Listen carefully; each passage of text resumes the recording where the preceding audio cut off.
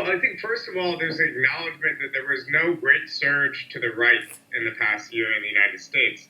The vast majority of the plurality of voters, I should say, simply did not vote, or potential voters didn't vote in this election. Then number two, many of them voted for Hillary Clinton. 2 million more than voted for Donald Trump, and then many people voted for Donald Trump. So the real question is, are you going to believe the liberal narrative coming out of the center that 46 or something percent of the United States are white supremacists or fascists or whatnot, or are you going to interpret the combination of people very reluctantly voting for Clinton or voting for Trump as a protest or not voting at all as just a sign that they're uncomfortable with their political choices and they want some sort of alternative, any sort of alternative.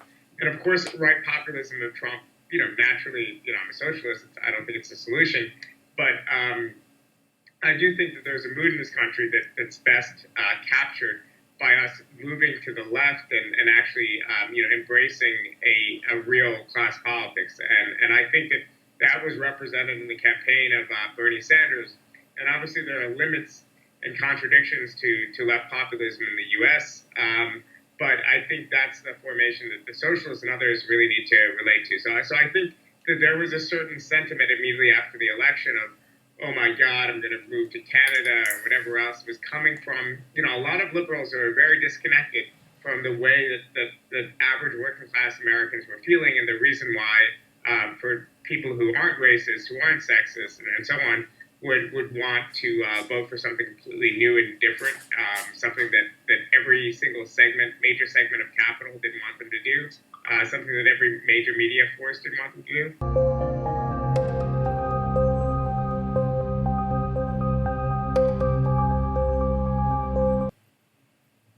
Yeah, I think there is some attempts. I shouldn't say that there's not attempt. The only thing is, fundamentally, their politics are at odds with actually finding a solution to this. So it's not a mistake that liberal politics has fallen into this. Liberal politics by nature was based around a technocratic project. A project that did isolate and devastate huge portions of the country. The usual toolkit of neoliberal economics. They didn't want to reach those people. They just thought that their combination of pursuing a centrist politics combined with the rhetoric of social inclusion would be a winning combination. So in other words, the Democrats thought that they would command majorities for the future going forward with a coalition of the managerial classes, of new segments of capital and forces like that. In addition to the voting bloc among minority voters, especially black voters, that had no alternative, nowhere else to go to. So fundamentally, the appeal that Clinton was pushing was one purely based on fear. It was just like Brexit. So in other words, her great slogan that she ended the campaign with, which was kind of clever, but love Trump's hate. What kind of final message is that? It's purely reactive. It's purely defensive. People actually want to hear about, something positive that a government or administration is going to deliver to them. They just don't want this constant appeal to just vote against something. Yeah. And I think voters were rebelling against that.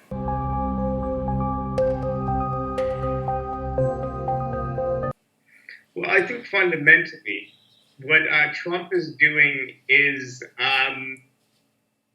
he's trying to get and build a coalition that can actually sustain some sort of right populist coalition. So I think if he had his will, he'd be able to publish a big, push through a big jobs program, push through an infrastructure bill that actually had some meat on it. And I think potentially he could create a real base for this right populism by winning over, 30, 35% of the black vote, or, enough of these other constituencies to actually build a majority.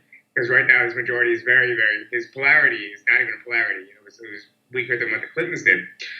Unfortunately for us, I think he's going to be stymied in this attempt by the fact that the Republican Party, particularly in Congress, does not want the kind of populist politics that that Trump wants. They want a politics that's based, around something quite different, just a traditional, pro-business policies. So I think it's, fundamentally, I think a lot of the plans he's put forward are going to be watered down. He's not going to be able to do a lot through executive action. I think fundamentally the real thing that he'll do that'll impact, working people's lives immediately is actually his Supreme Court appointments, because there's some important pending decisions that will determine the fate of a lot of public sector unions in this country, as well as, obviously reproductive rights and so on. So I think the Supreme Court appointments will really matter.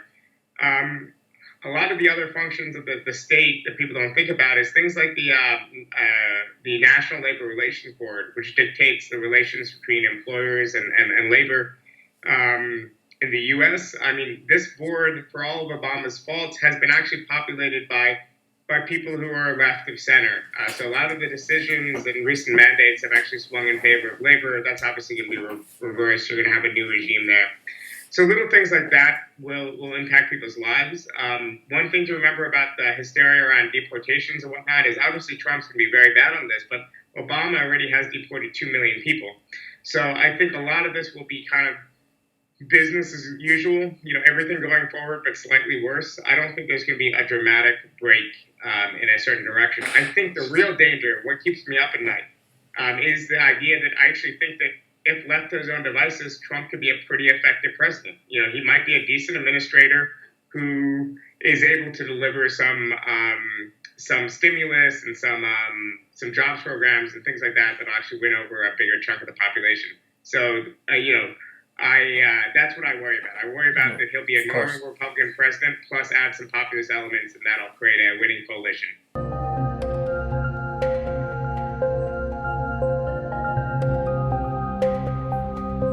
Exactly. And there's just such hysteria. It's like these people, like if you read some of the liberal media types, but also even some of the language coming from the campus left, you would think that we already have fascism in America. I don't want to downplay the threat of right populism, but I'll put it this way. The threat is a long-term threat that this coalition can develop and grow, and it's immediate bad policies they'll push through. But if we act like fascism is coming on January 20th, then we'll pursue short-term politics. And I think a lot of these immediate mobilizations against Trump don't have any lasting infrastructure and are just short-term expressions that, in many cases might actually be politically counterproductive. So I'm not saying give Trump a break. I'm not being soft on Trump. Yeah, I'm just saying let's figure out how to actually seriously organize. And because often, this is the same in every political context, but often what seems like the most radical thing to do is in fact just a short-term movementist kind of thing, and it actually takes creating real structures and organizations and networks at a deeper level. And so in many places, we shouldn't actually be necessarily in the streets right away protesting Trump, partially because Trump isn't in power yet. Yeah. Maybe there's other things we need to be doing in the next 2 months. And beyond that, I really think that our main enemy, especially in the next 2 months, but even going forward, is really this center. Because if the old DNC establishment, if people like Hillary Clinton, if people like Barack Obama still remain in charge of the show, then the only viable alternative that people will be faced is we're either going to have Clintonism or we're going to have Trumpism. Yeah. And we'll be in a situation like in France where maybe in the future Trumpism won't be able to win another election, but they'll still be such a dominant force, they skew the whole political terrain in that populist direction. Yeah. So I really think now is the point where we need to say that the center has lost this election. The center has given us a Trump. Trump's going to continue so many of these policies created and crafted in the center and make them even worse. And we need to really establish, for one of the first times in U.S. history for decades, a left. So, I really think that especially in the next 2 months, the main enemy is in the center. And the last thing I'll say on this is that, people forget that Obama's pushing the deportation regime. And also the fact that in all these big cities across the country, the vast majority of them have Democratic mayors. So to the extent we actually see the physical force and violence of the state, it's local police is, directed by Democratic mayors and city councils. So, the idea that like right now everything's okay, but something really bad is about to come to power and crush all dissent and so on. I think just it essentially is this setting us up for an anybody but Trump movement that will inevitably put forward a centrist candidate. And we need to be very wary. We need to look at the example of what happened in Italy with Berlusconi and the resistance to Berlusconi and how that backfired, and we need to maintain some sort of independent left.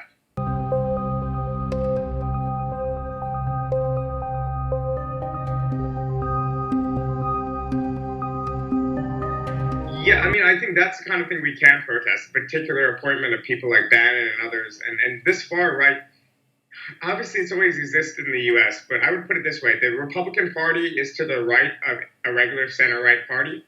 But because of this nation's history, because of the nature of the two-party system, we don't really often have this visible and important explicit far-right, if that makes sense. So it is unusual to see figures like these figures being catapulted. How much consequence is it? I'm not sure. I can't tell. I think that often this so-called alt-right phenomenon is sometimes overstated, its coherence and its strength. I think in many ways it's very ephemeral. It's very much like a little pockets of the media, pockets of social media, and whatnot. I think the real danger is something different, and that's like I said, Trump actually governing with a serious program and winning over more people and cementing some sort of right populist agenda. I think in many ways we might be helped by the fact that Paul Ryan and the Republicans in Congress really don't want that to happen either. But whatever compromise those two parties come to, the Paul Ryan types and the Trump types, it's not going to be good for working people.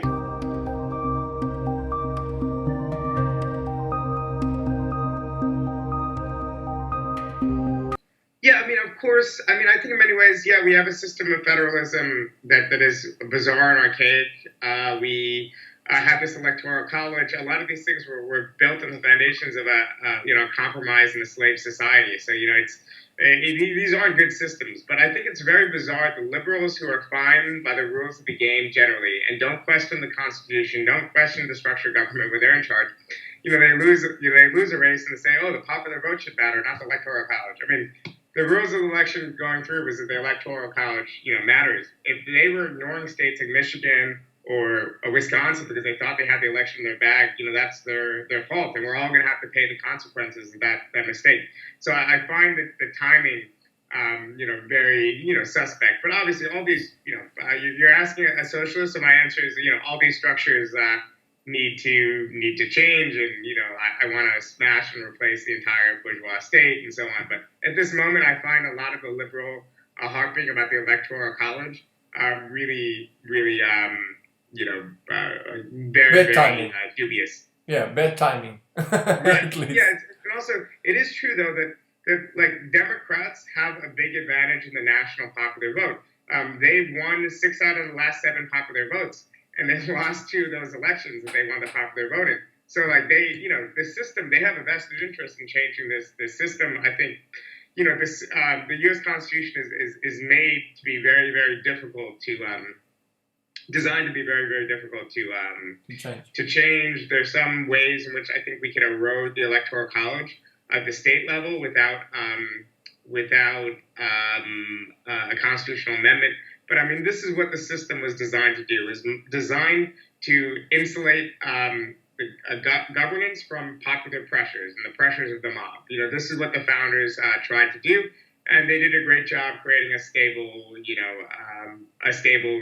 republic for elites. So that generally has been stable throughout its history. But obviously, we want something else. But I think, in other words, liberals focus so much on these institutional things. They focus on the Supreme Court. They focus on the Electoral College. They focus on all these dynamics, partially because they don't have a vision of mass politics.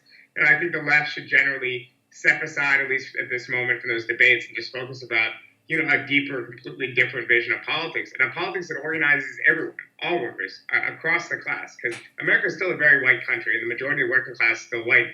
So, if you have this kind of identitarian, campus politics of thinking that